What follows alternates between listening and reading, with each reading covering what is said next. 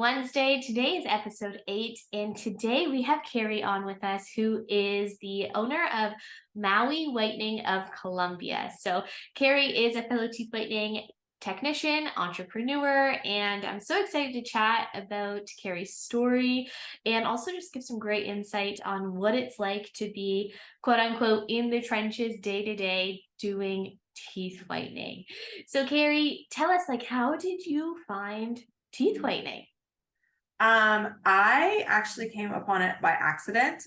So my background is hospitality management. I actually have a hospitality degree.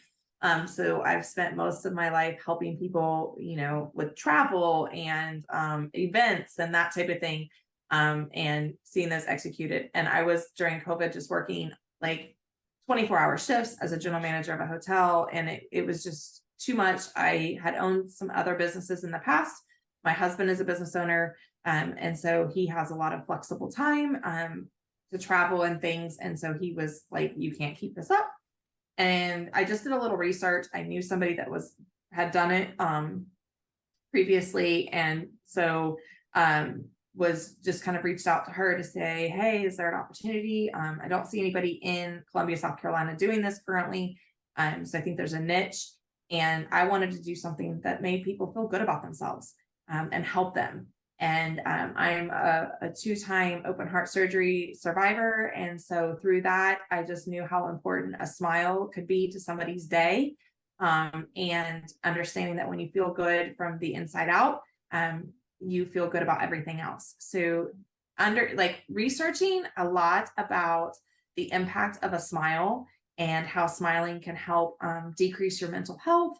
It can help your overall just well-being, and why have wrinkles from frowning when you can have wrinkles from smiling? So I love that. And I feel like we need to go back and unpack that a bit, because I love saying that, your education is your experience. And I feel like your experience, your journey from the hospitality management to then just in general being a past entrepreneur in different spaces, it kind of really probably gave you so many different insights or little nuggets of wisdom that probably just helped you excel your teeth whitening business as well. What did you find, from your expertise in the management world, the hospitality, did you find that bringing that over to a customer service, a service-based business, was super helpful? Did you find that once you kind of learn how to deal with clients, regardless of what the setting is, it can just make everything so flawless? Did you find that was super helpful?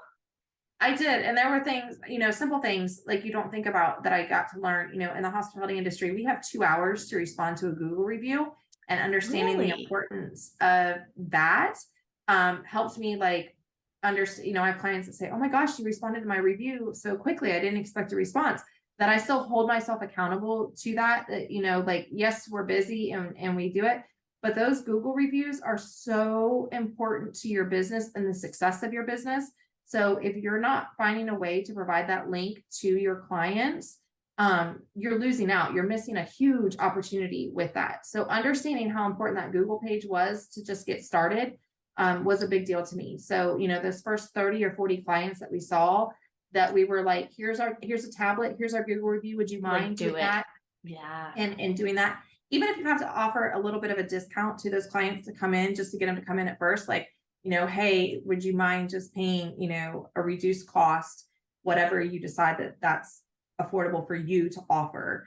You obviously want to cover your costs, but would you mind doing a Google review for me, so that you can get an honest feedback from people and also get in the habit of responding to those Google reviews? Because how many times do you go out on Google and you see a ton of people leaving reviews for this business, but the business has never responded? Do you want to do business with somebody that doesn't care that their clients even left them a review? That speaks volumes to me about how they feel about their clients, where my clients become our friends, they become our family. They are, they're the bread and butter, and understanding, that's what they were in the hospitality industry. They're coming to stay at our hotel. This is their home away from home, and we want to make that experience as meaningful to them as possible, and kind of incorporating that Disney World mindset that we're creating we're creating somebody's dream. We're creating somebody's, that magic. And it is magic because results are instant, and it's not something that they just ordered online and got, and they're doing it at home.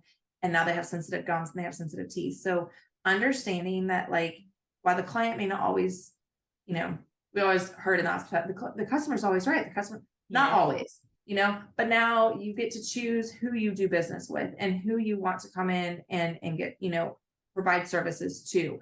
That's important. And that was something that I learned, from my management, and also just time management of myself. Like, there's so much as a business owner that you can get stuck in the minutia of everything. Like, what's important. The paperwork will always be there. Paperwork's always going to be there at the end of the day. You can do paperwork at 10 o'clock at night, while you're watching TV, you can finish what you need to do for the day. But that client in front of you, you have 30 seconds to make an impact on when they come in the door. So what does your lobby look like? What do your chairs look like? What do your texts look like? What are you wearing? What do you have on? Like, do you look professional when somebody comes in? Are they going to want to get services from you? Yeah.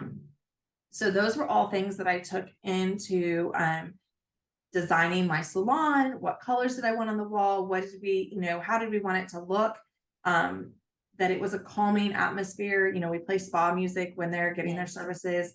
My husband still wants to put TVs on the walls. I've kind of, you can't really watch TV, obviously, but you can hear it, and some people take naps. We don't charge extra for nap time.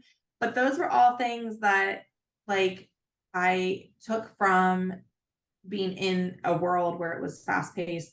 And, my other businesses, I had an event planning business, and I had, a residential and commercial cleaning business. So again, helping that service minded type businesses, which is what this is. At the end of the day, it's still a service.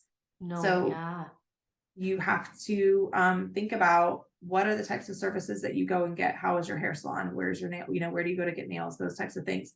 That all of that came into play. And then understanding how important, Google was, the social media aspect of things. And then blocking out my time for my week, like still creating a schedule for myself was huge. Like, okay, I got to color coordinate things of importance. Green things are money making objects with that. So obviously my appointments with my sales background are always still in green. And then things, from there are color coded. So the least importance, I usually put as orange. If it's real important, it's red. Like, obviously content days, those are big days. Right. And blocking, but still blocking that time out, because you can get stuck in making content in 4 hours where really you only needed an hour to do that. So Literally, that's what I would say is huge for anybody that's looking to get into this industry, is time management. You're paying yourself a wage. So maybe you're not getting a check from corporation, but you're paying yourself. So what is your time worth? What is your, so you don't have a client at 10 o'clock and then you're there all day and you have a client at 5 o'clock. Well, no, you don't have that availability. So, try to fill your days first with, like, okay, we have a 10 o'clock and an 11:30 or things like that. And booking things in 15-minute increments. So I have a 10, I have a 10:15, I have a 10:30, or I have a 10:45. Some buffer. Yes. People want to do business with people that look busy, even if you're not. For sure. I think that's a big thing. Everybody says fake it till you make it.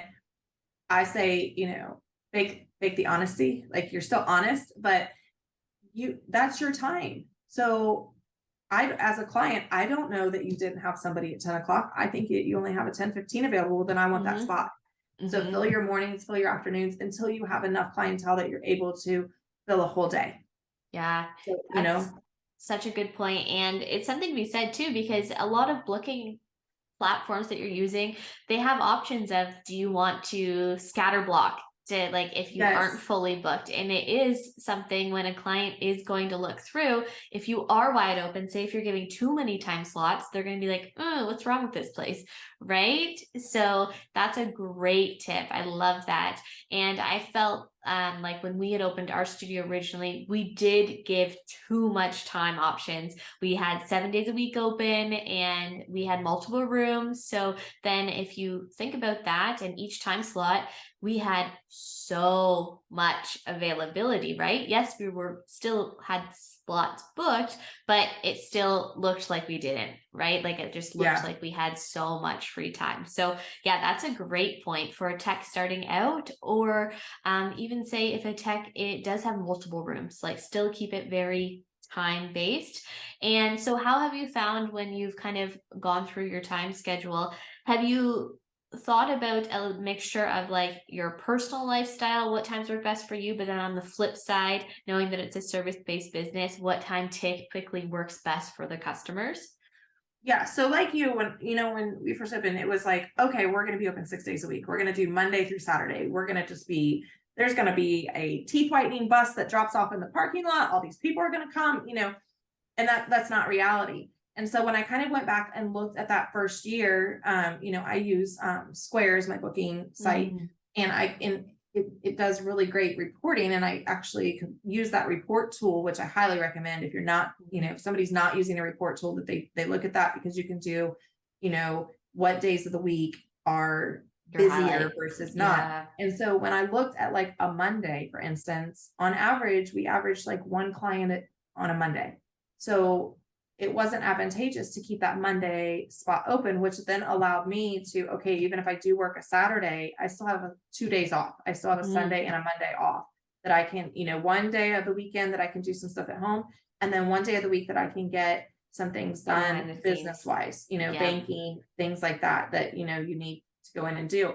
And that helped. And then even my Saturday schedule, that we're only open 10 to 2, because if it's, Right. in, For in sure. South Carolina, we're right by a lake. So in the summertime, my Saturdays don't get booked because everybody's out on the lake, like, so that doesn't make sense in 100%. the summertime to have, they're either going to the beach or they're going to the lake. And so we're not really open on Saturdays in the summertime because Totally makes nobody's coming sense. in. Yep.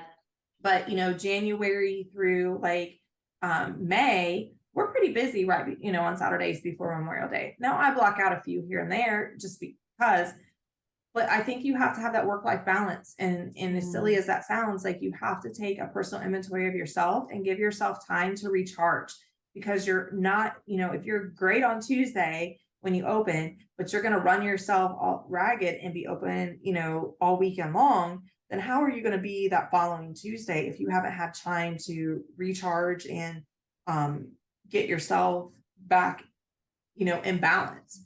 no, for There. sure. And I listened to Bethany Frankel. I think she's amazing. She's done a lot of wonderful businesses and done that. And I've heard her talk Mhm. a lot. Like, she'll sacrifice, a workout that she'd rather get more sleep. So, like, I was like, okay, well, she's a multimillionaire. So Right? like, So if she's saying that, why would I, kill myself if I could get, an extra half an hour of sleep for sure. on a weekend and be able to feel so much better, and take, like yesterday I ran 8 clients. That's a long day. That Um, is busy and tiring on your yeah. body too, right? Like Yes. and mentally. So physically and mentally draining. Yeah. So, and I think what's very important with your schedule is that you can't be driven by the money. The Mm, money can't be the thing that is driving you, because it's not going to sustain you. So no. if you get into this business thinking like, oh, this is a way I can make a lot of money very quickly, that's not going to sustain you at all. Mm-mm. And you'll burn out and you will die out. You have to be understanding that this is a slow and steady building business, and be ready to have some slow months where it's feast or famine type thing, and you have to be able to kind of bank that. July and January are my slowest months. That's what you find. Like, Yeah. So, like, looking over the past 2 years, those are the months that we're typically the slowest. People are taking vacations again. yep, And so, July, they like to take the kids, on vacation before for they start sure. school in August. And August is typically when all the, practices start for fall sports. So Hmm. July is that time in between. And then, we kind of ramp up because people want their teeth whitened to go back to school, Yeah. or, for that homecoming dance. So like by August, September, we're kind It's of starting picking, again. yeah, picking back up. So that's what I would say mostly, is like, you have to have that work-life balance. You've got to have time for yourself, whatever it is, whether you meditate, you do a yoga class, you get sleep, you read a book, whatever, that you find time to recharge your brain, recharge your body, stay hydrated. That's huge, right? Yeah. Yeah. Oh, that it's so true. And so are you finding that now that you've really honed in on what times work best for you physically and also from a schedule standpoint, and then kind of know your seasons too, have you also been able to kind of play around with the ideal times for when you're like, you know what, this would be a good time to run a promotion? So are you running maybe some more promotions in your slower like months? Would you say that's usually when you do promos? Yeah. February was a big month. We did a 2-for-1. So it was Nice. like 199 sweetheart deal. That they could come in and do that. We ran our 60-minute for $99. What I've also found is that people like packages. So if you Mm, can say the word package on something, that is huge. So even if it's your regular, 60-minute session or 40-minute session, like I've rebranded those, I've changed those, like it's like our hour of power, our no yep. time to waste. So like if they only have a lunch hour and they can only do 40 minutes, well, then you want our no time to waste, new client special. So those are things that like I think that when you're looking at this, you have to do a little market research, Get see what crafty. some of like, yep, some of the people in the cosmetic industry as a whole, what are they doing? What are they running? What are your med spas running? What are your tanning salons running? Things that would kind of go with teeth whitening. What are your estheticians type things? And looking at those, and then yeah, kind of getting a trend of what your market is. It's okay. You're not discounting your service, you're running a promotion. And I think that that's huge, that you have to understand that. And then that gives you opportunities to do add-ons. So if you have Yeah, products that you can add on to that service and increase that revenue, then you're still okay. for sure. Like, yes, we got him, that brought him in the door. That promotion got him in the door. The promotion isn't what's going to keep them. Hmm. And if you have people that are That's your just maintenance. using a promotion or just using a Groupon, then and they're not willing to come back, then you didn't want them in the first place. So you're gonna Right? get some of those one-timers, and those one-timers are fine. When I sold Yellow Page advertising, we used to have a joke that like, sell, as long as you sell a bold listing a day, you're still gonna make quota, right? So as long as you, maybe have a few of Groupons or a few, people that just come in for the promotion, you're still gonna make your rent. For So sure. like, yeah, so like they'll still help you. Maybe they're one and done, and that's okay. But for that month, they helped you get where you needed to be. Right. So like if you're trying to hit a a $5,000 month or whatever, and it gets you over that hump, and you did 5,100, so be Perfect. it. So did you say that when it can like would you say when you're building out your pricing, etc., did you price yourself a little bit higher so you felt more comfortable when you did need to run promotions? Yes. Yep. Target does it, right? We see Target do it. We see Hobby Lobby Yep. do it. We see all these big box stores do it. It brings you in the door, right? That Hobby Lobby is going to have a 75% off sale. Well, Mhm. they just took everything back to full price and knocked it down 75%. You're not getting it off the sale price that it originally was, right? And then A they took your 100%. 75. They've taken it back to that original price, and now you're getting it 75% off. So you feel like you're getting this great deal, right? But at the Right? end of the day, You're still they making your margins. yep. Yeah. Like I can run 15% off my regular price, and somebody's still going to think that that's a great deal. And one thing I have done a lot in like my past background and what I used to tell employees and things like that is don't allow anybody else to establish your baseline. Don't Mm. allow a client to establish your worth. This is a business. And at the end of the Wow. day, that client does not have to pay your bills. For So sure. they're helping you, yes, but they don't know what your economic checkbook looks like, right? They don't they Hmm. don't have an insight to that. So I think that it's important that as a business owner, that again, sometimes we get intimidated because somebody says, oh, that's too high. So I think what we need to say is compared to what? It's Oh too high yeah. compared to what? Because I think we take it personal, right? Like, We oh, do. And then we yeah, feel and we'll probably bring it down. We'll emotionally sell. yes. And you can't do that. You're a business owner. So you can't take it personal, and you can't allow somebody else to establish that baseline for you. So when they're saying like, well, that, oh gosh, I wouldn't pay that, that's too high. Compared to what? Compared to what you're going to get on Amazon? Probably. You're right. I agree with them. Yep, you're absolutely right. You can go buy something on Amazon. And again, you don't know what the expiration date is on that. You don't know how long it has sat on that shelf. You don't know if it's been exposed to heat or cold or what, other types of elements. For So sure. how good is that gel that you're getting? And you may be getting something that doesn't even need to be activated by a light. And now you're going to put that on your teeth, and you're going to have very sensitive teeth and gums. So, yep, you're right. My price is probably too expensive compared to what you can get on Amazon, but this is what you're going to get in exchange. And don't forget your value. Like, there is a value to having somebody that is trained and educated and is rotating product, right? Like there's a value to that. Yeah, no, it's really marketing at the end of the day, right? Yeah. Market yourself appropriately. And then on the flip side, then market your services priced appropriately as well.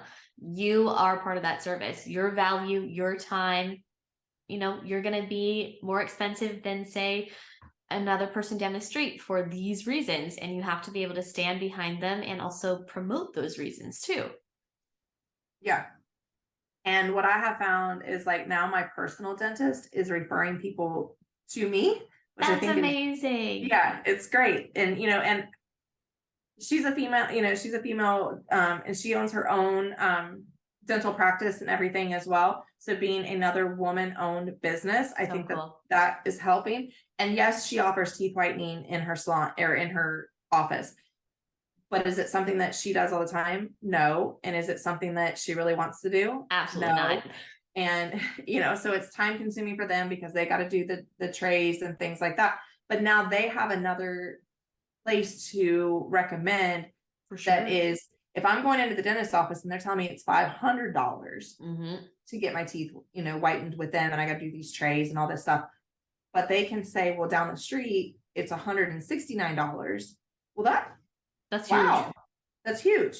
So really try to find, I think too, some dentists that you can work with and network with is key. You don't need a bunch. 1 or 2 is all you need. Yep. But then you can also say, but this practice refers to me, and because you're going to get people that call and say, hey, do you clean teeth? No, I don't like teeth. I like people. So, and I have a business degree. That's why I tell them I have a business degree. You don't want me in your mouth. I don't even know what I'm looking at. But that you can refer to them because you need their teeth cleaned in order to whiten them. For so sure. You have it's both ends of the street. It's a great referral process, right?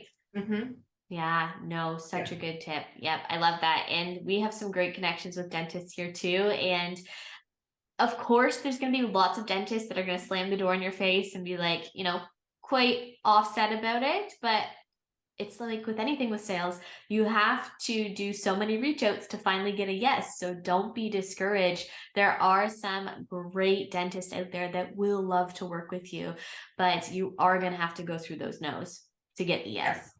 For sure. Oh yeah. And I've had several, like in networking groups, they don't want me in the networking group because they don't, so you just have to take it with a grain of salt. And again, even when I've been confronted with that and they've said, well, they don't want you in here because they've worked hard for their dental degree. Okay, but I've worked hard for my business degree. I've worked hard for my business. So please don't discount me as a business owner in general. We all work hard, 100%. Right? Like if you're a business owner, you're not just showing up to like for kicks. You're not just and like, oh yay, the lights are on and there's going to be like stars in the sky and everything like that. You have to be willing to roll up your sleeves and get dirty and and dig deep, long hours, and you're going to work harder for yourself than you've ever worked for anybody else. So it is hard, and finding people that will support you and lift you up, that's what you need. And whether you have 5 people that do that or 10 people, you've got to find your network. And I think that's like, just going through social media and just searching teeth whitening on there and finding people that you respect and you can follow and you can network with is going to help you feel better when you do get those no's, because they've probably had those too. And if they haven't, they will. So right? And think of all of the teeth in the world. There shouldn't be a competition in this space because, I mean, there are so many client options for everybody, right? It doesn't yes. have to be, it does not have to be competition, which is so great. But Keri, I'm so glad that you were able to come on Whitening Wednesday, and Thank we you. love watching along, seeing your space. It's so beautiful, and it's Thank so you. great to see a teeth whitening tech doing so well and expanding in the future, I'm sure. Now, where can we follow along for all things Keri? Oh, well, you can follow my business page is Maui Whitening Columbia SC on Instagram. I'm at Keri Koperman Cronin on Instagram as well. If you want to follow my personal page, it's linked on my business page, so you can just click that and follow us. We're on Facebook at Maui Whitening Cola and TikTok. So Amazing. yeah, so you can follow us there, and find us on Google, or come to Columbia and see us. Yes, get down to South Carolina, right? Yes, yes. Now, what's one last piece of advice that you would recommend to anybody either thinking about going into the teeth whitening industry or in the teeth whitening industry? What's like that little piece of nugget that you wish you knew before you went in? I wish I knew that I could tell my old self how great it was going to be. Those first few months were rough. Like, did I do the right thing? Oh my gosh, like nobody knows about me. What's going on? And that just to stay with it, like you have to just go through that, because anything worth having is worth doing, and you just have to push through. Don't give up on your dream. Um, you have to understand that this is not, if it were easy, everybody would do it. So true. So you just have to push through on those hard days. And again, keep a sense of humor. Like, it's at the end of the day, it's just teeth whitening. It's not rocket Right? science. You're not having to, go out and build like this huge bridge or anything like that. It's just one step at a time. And just remember to love yourself through it, keep your sense of humor, surround yourself with people who love and support you. It will get better, and it's going to be okay. It's just going to be okay. Like, and don't get more than you need. If Mm-hmm. start small would be my big thing. Like, rent is super high here. So, just because of the tax owners of the property so high in South Carolina. So Okay. our rent is really high. But we only have 925 square feet. So make that square footage work to the best of its ability for you. Start with one chair and one laser, and build as you make money, add more. You don't need to go gusto right away. Just start small and build. And that will help. I think we, kind of started with did 2 chairs, 2 lasers, all that, thinking like, again, there's going to be all these people that came in right away. But that, yeah, start small, dream big, but start small.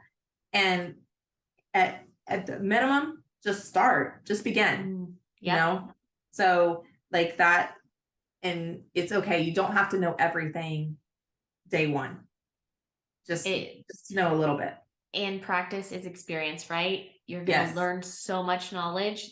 Like, you can watch things, you can do the research, but until you actually do it time and time again, you aren't going to have the greatest answers to questions. You aren't going to have that full background until you do it. Yep. That's exactly it. Right?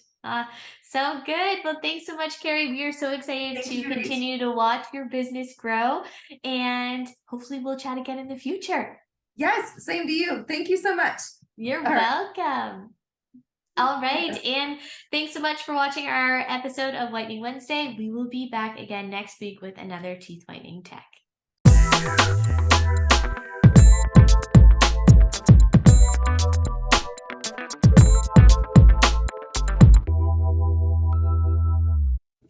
FAQs for episode 8. Let's dive in.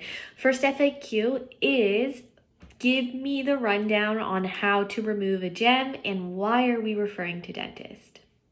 Let's do it. Here I have my little typodont here, and it has a bunch of gems on it. Okay. If you were to remove a gem, typically what a dentist is going to do is they're going to have some sort of almost like bracket remover, and they press really hard on the gem. And they also have the client bite on some cotton roll because we want to reduce that feeling that you're going to have when you remove a gem, very similar to removing a bracket. So you're applying the force on some cotton rolls while you're biting down, and then while you're biting down, we pretty much break the retention between the adhesive and the gem. So this is what happens.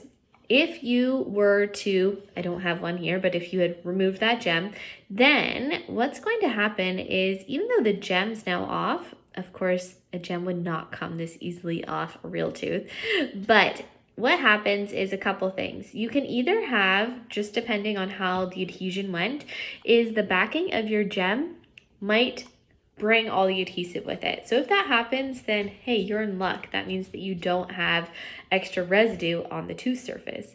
But most likely what happens is, once you remove the gem, you then have thick adhesive on the actual tooth. If you can see that there, it's not very good lighting. But how does a dentist remove it then?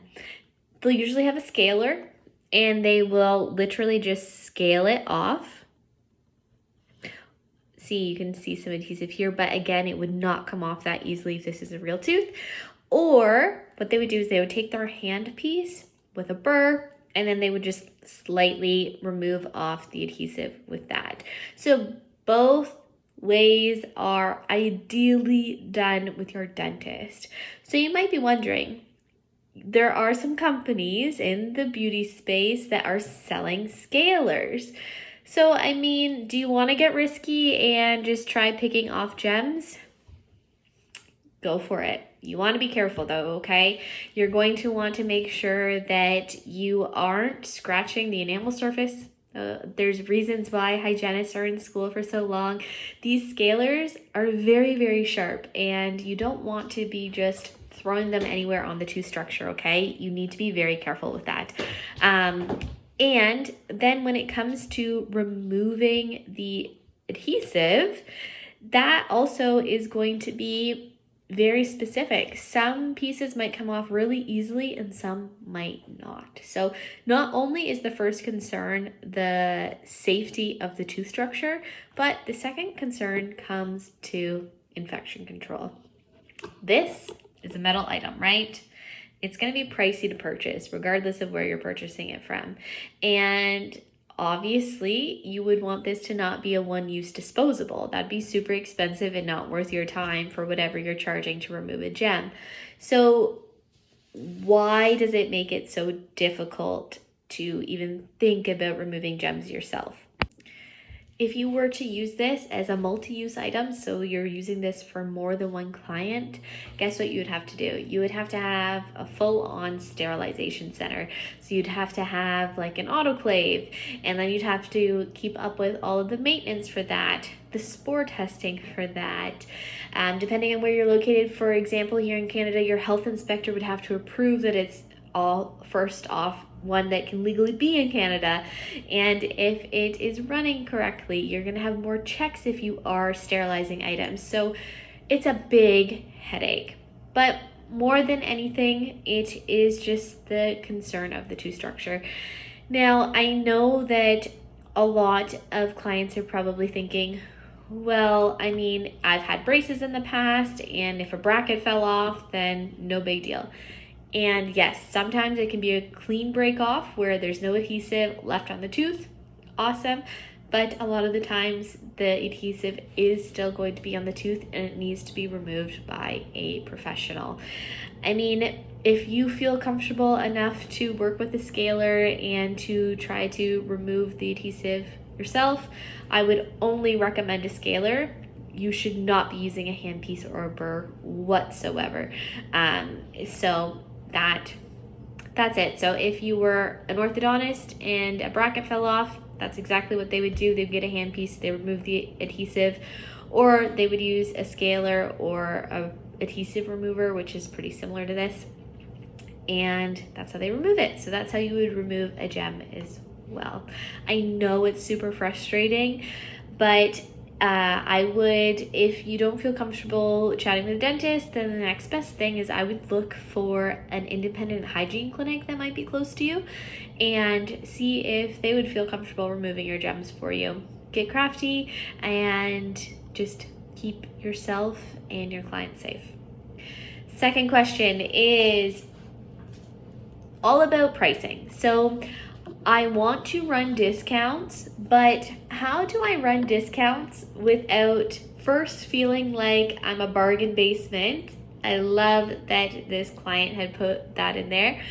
Or on the flip side, I still want to have some fun promos or something to get clients in the door as I want to be busy. So how do you find this sweet in between? And I think our client, our recent Whitening Wednesday guest, Keri, put this perfectly. She pretty much mentioned there's going to be some times when running a promotion is more beneficial than others. So for example, it might be seasonal. So if you have some slower times, running those promotions during a slow time totally makes sense. But on the flip side, think about days of your week too. If you have a day of the week that you find is slower, or maybe you're running your business 1 or 2 days a week because it's your part-time gig, then run a promotion and make it look like Friday special or something. Not only is it going to get your specific day booked, but to the client, it doesn't seem like you're running a bargain. It just seems like a special for that day. It's all about marketing. And remember, always price your services higher so then when you run promotions, etc., you still have healthy margins and it's worth it for you. That is huge. Moral of the story here is you need to find an in-between. Either have a straight price that you still feel like you can get booked with, but running a promotion off of it is still going to be good for your dollar value, or you're going to need to price a little bit lower and not run promotions. It's gonna be a little bit of a toss-up of your location and also where exactly your client base is coming from. That's going to also take some getting used to as you continue to grow. But I hope this Whitening Wednesday FAQs helped you, and don't forget to send us in some more.